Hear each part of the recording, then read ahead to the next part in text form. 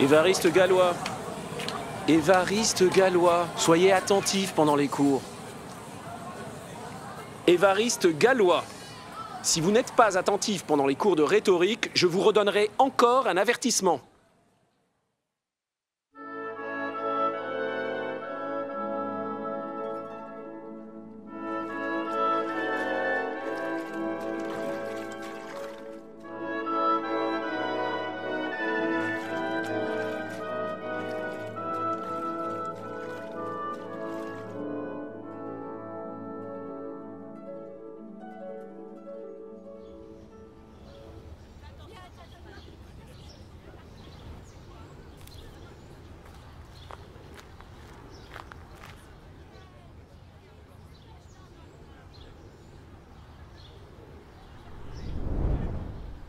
Bonjour, je m'appelle Niels. Je viens de Norvège. Enchanté, Évariste. C'est mon anniversaire aujourd'hui. J'ai 15 ans. Alors c'est ton anniversaire? Oh. Je ne sais pas comment l'expliquer, mais j'ai l'impression que nous avons quelque chose en commun. À 17 ans, Gallois avait déjà une grande érudition. Il connaissait parfaitement les travaux des mathématiciens les plus célèbres, tels que Lagrange, Gauss, Legendre et Cauchy, et assimilait leurs travaux avec une facilité prodigieuse. Discuter sur l'ensemble des ouvrages les plus ardus, les simplifier ou les refaire même, semblait ne pas lui coûter le moindre effort. Son habileté à exposer les questions les plus difficiles était surprenante.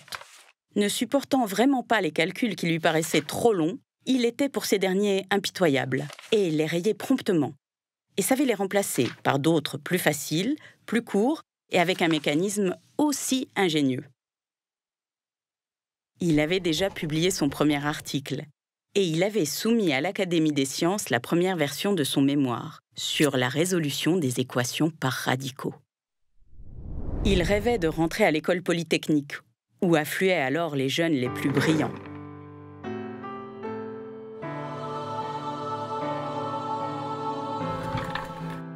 Le 2 juillet 1829, son père, républicain et maire de Bourg-la-Reine, calomnié par le curé du village, se suicide. Quelques jours plus tard, Gallois échoue à l'examen d'entrée à l'école polytechnique. Votre question est absolument ridicule. La légende dit que le brave Évariste ne se serait pas rendu sans combattre.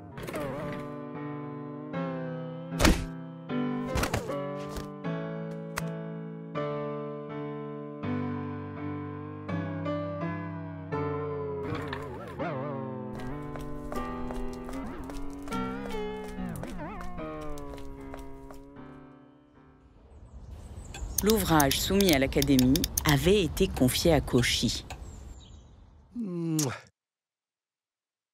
Une partie de ce que vous avez fait a déjà été accomplie par Abel.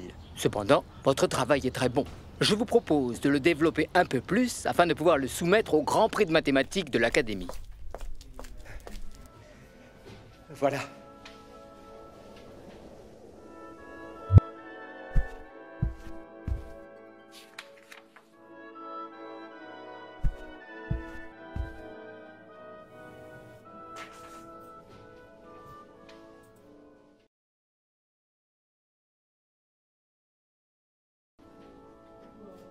Bonjour. Je voudrais récupérer mon travail. Il n'est pas là, regardez sur la liste.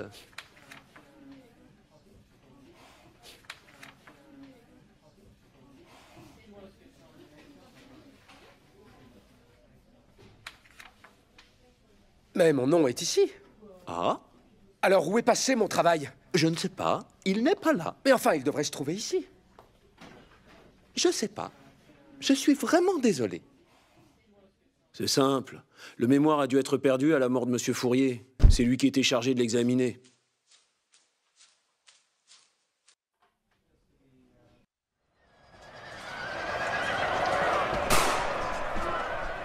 Juillet 1830. C'est l'époque des Trois Glorieuses. Les rues de Paris deviennent un vrai champ de bataille. Le roi Charles X est renversé et remplacé par Louis-Philippe. Gallois veut alors rejoindre le combat.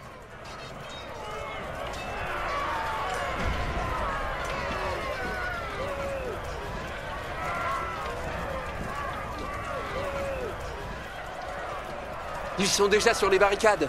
Allez! Allez, allez, en avant!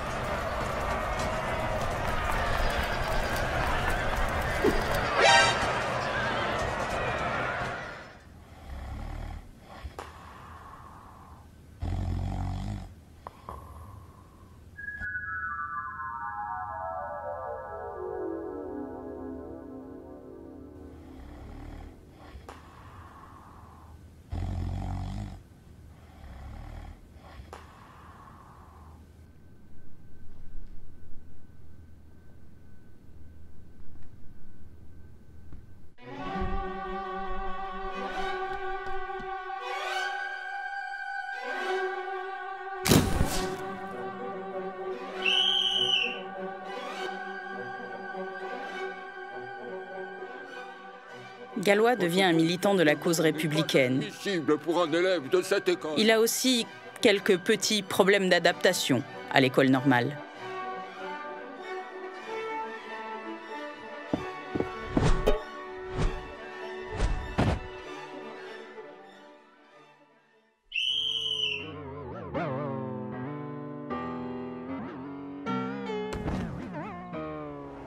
En janvier 1831, il est expulsé définitivement de l'école normale. Gallois soumet à l'Académie des sciences une nouvelle version de son mémoire sur la théorie des équations. Une fois parti de l'école normale, Évariste donne avec un certain succès un cours d'algèbre supérieure à la librairie Caillot et il continue à être actif en politique. Dans la nuit du 9 mai, il prend part avec environ 200 invités à un banquet célébrant l'acquittement de 19 compatriotes républicains arrêtés quelques mois plus tôt. Vive la République! Vive la République, oui! Oui, vive la Révolution, oui! Vive la Révolution! Nous avons gagné! Il faut continuer de se battre pour notre liberté. Au roi Louis-Philippe! S'il nous trahit, Vive la République! Vous êtes en état d'arrestation.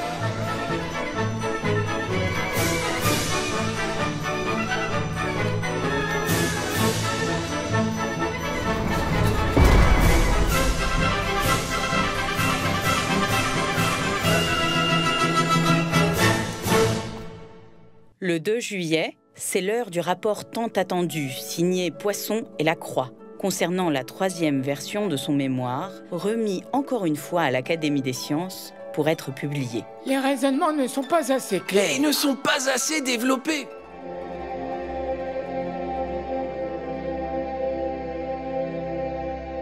Mais Gallois n'est pas resté longtemps dehors.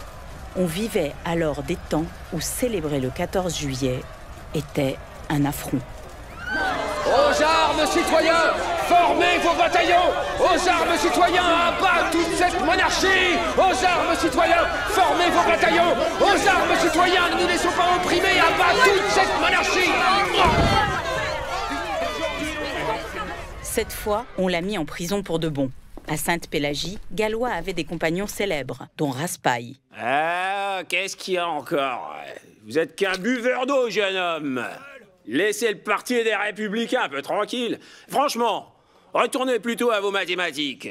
Allez, acceptez pour me faire plaisir ce petit verre. Dans la vie, on dit toujours qu'on n'est pas un homme sans les femmes et sans le bon vin. Et moi, je demande grâce pour cet enfant qui est si chétif et si brave, et sur le front duquel les études ont gravé en rites profondes, et en l'espace de seulement 3 années, 60 ans des plus savantes réflexions.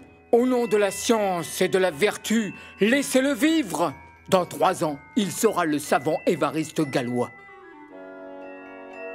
il me manque pour être un vrai savant de n'être plus que cela.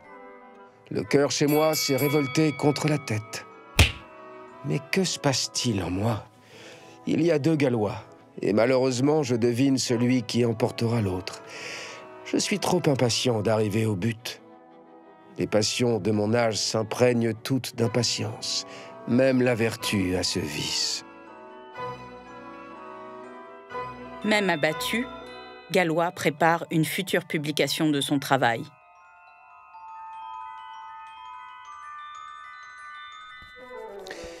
Si avec aussi peu de chances d'être compris dans ce monde, je publie malgré tout le fruit de toutes mes années de veille, c'est surtout pour prendre date pour mes recherches, afin que les amis que j'ai formés dans le monde, avant que l'on me mette sous les verrous, sachent que je suis bien en vie.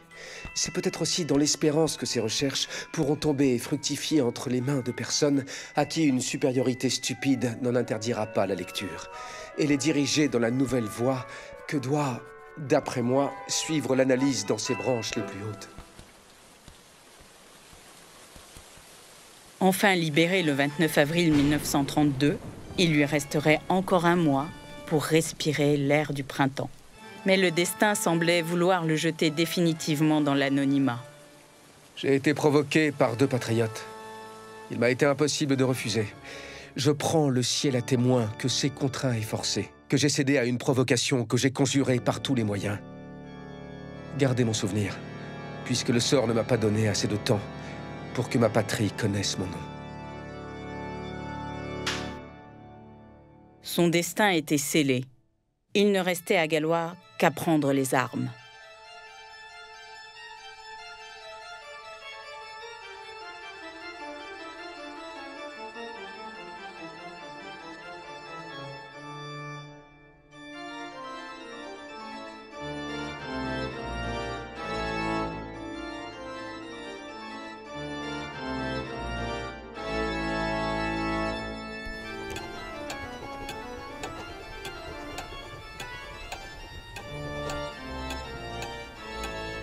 J'ai fait en analyse plusieurs choses nouvelles.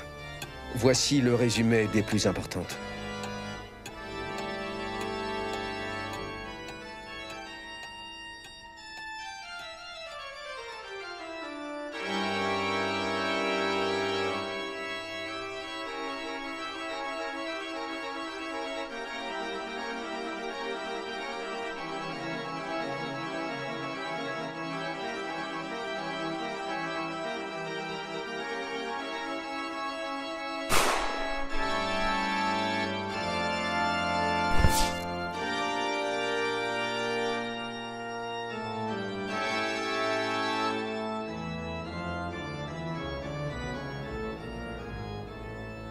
Pendant 10 ans, Auguste Chevalier et Alfred Gallois ont tenté, en vain, de faire lire les œuvres de Gallois.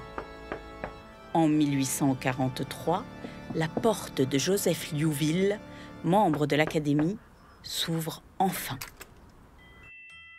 Oh là là! Liouville présente les principaux travaux de Gallois à l'Académie en 1843. 3 ans plus tard, il publie son travail. Dans les papiers d'Évariste Gallois, j'ai trouvé une solution aussi exacte que profonde de ce beau problème. 50 ans après la mort de Gallois, ses idées inspirent le travail de mathématiciens de différents pays. La grande portée de l'œuvre de Gallois tient en somme à ce fait que sa théorie si originale des équations algébriques est une application systématique des 2 notions fondamentales de groupe et d'invariant. Notions qui prennent chaque jour dans les mathématiques une place prépondérante et tentent à dominer tout l'ensemble de cette science. L'admiration redouble pour le génie prodigieux qui a laissé dans la science une trace aussi profonde, en dépit de sa vie courte et tourmentée. Gallois a des égaux parmi nos mathématiciens, mais aucun ne le surpasse dans l'originalité de ses conceptions. En 1909, une plaque en l'honneur de Gallois est placée à Bourg-la-Reine, sa ville natale. Le secrétaire de l'Académie des sciences, Gaston Darboux, et le directeur de l'École normale supérieure, Jules Tannery, sont présents à cette cérémonie. Le directeur de l'école normale prend la parole. Ces feuilles jaunies, déchirées, maculées, couvertes de griffonnage, les calculs inachevés, les fragments venus de Sainte-Pélagie, la lettre écrite dans la nuit funèbre, le glorieux mémoire qui fut jugé incompréhensible,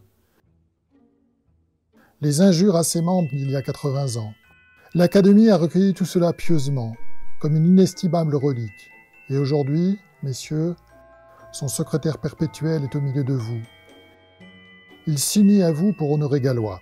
Je vous remercie, monsieur le maire, de me permettre de faire au génie de Gallois amende honorable au nom de cette école où il est entré à regret, où il n'a pas été compris, qu'il a rejeté loin d'elle, et dont il est, malgré tout, une des gloires les plus éclatantes. Au cours du XXe siècle, les travaux de Galois ont continué d'influencer le développement des mathématiques. En 1962, une édition complète de ses écrits a été enfin publiée, avec une préface de Jean Dieudonné. Il est certes superflu de redire après tant d'autres ce que la mathématique doit à Galois. Chacun sait que ses idées sont à la source même de l'algèbre moderne. Lorsqu'on lit les quelques pages où Galois expose ses idées générales sur les mathématiques, on est frappé de l'allure étrangement moderne de sa pensée. Il est piquant que ces mémoires si concis soient pour nous bien plus clairs que les filandreux exposés que croyaient devoir en donner ses successeurs immédiats. Près de 150 ans après sa mort, la patrie connaissait parfaitement son nom. Le 200e anniversaire de la naissance de Galois est célébré dans le monde entier.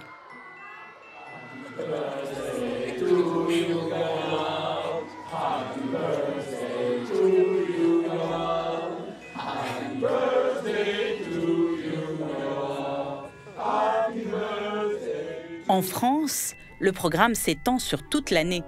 Alain Cohn, membre de l'Académie des sciences, fait un discours en l'honneur de Galois. Donc il faut bien voir que réduire la théorie de Galois à son application au cadre classique de la théorie des corps, etc., ce serait quelque chose qui serait complètement illusoire.